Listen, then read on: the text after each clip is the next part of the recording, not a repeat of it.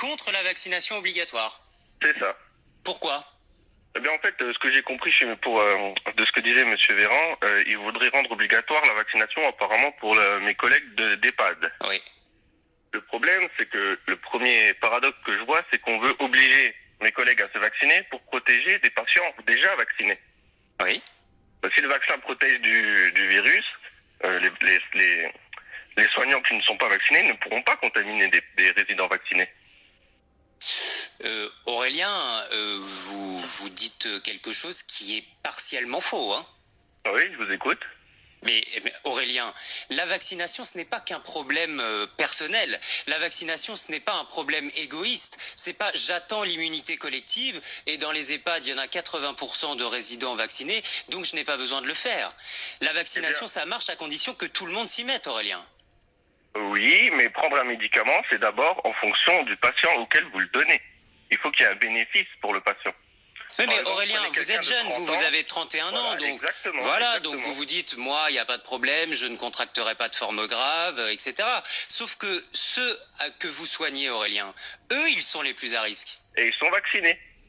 Oui, mais Aurélien, Oui, mais vous si êtes le à leur vaccin contact. fonctionne, monsieur, si le vaccin fonctionne, même si je suis à leur contact, je ne peux pas les contaminer. Ils sont vaccinés. Dans les EHPAD, 80% des résidents sont vaccinés. Oui, mais ça, Quel c'est est le faux. risque? Ça, c'est faux, Aurélien. Alors donc, le vaccin n'est pas efficace. Il Donc, est efficace. Mais Aurélien, franchement, vous êtes infirmier ce matin, vous êtes soignant, il est efficace. Vous connaissez les chiffres. À plus de 90% pour tous les sérums, mais il reste 10%, Aurélien. D'accord, donc c'est pas un vaccin.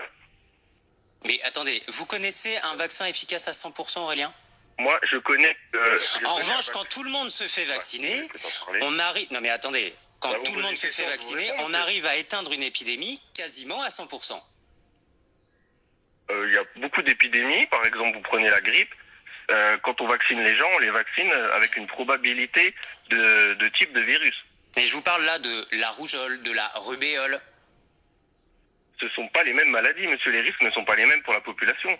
Quand vous vaccinez tout le monde pour la rougeole, c'est parce que c'est vraiment très dangereux pour les enfants. Donc vous n'êtes pas vacciné, vous, Aurélien? Ah non, moi je me ferai pas vacciner de toute façon. Et ça vous pose pas de problème en étant au contact des plus faibles? Écoutez, moi j'ai jamais contracté le virus. Vous savez, si vous respectez les règles d'hygiène, vous ne tombez pas malade en fait. Hein.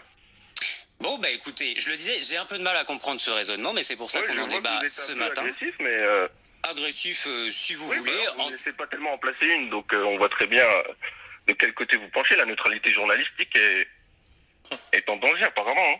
Alors Aurélien, en fait, il y a deux choses là. D'abord, ici, on donne des informations de manière objective et neutre, si vous le souhaitez. Maintenant, quand on met un débat sur la table, on est tous citoyens aussi.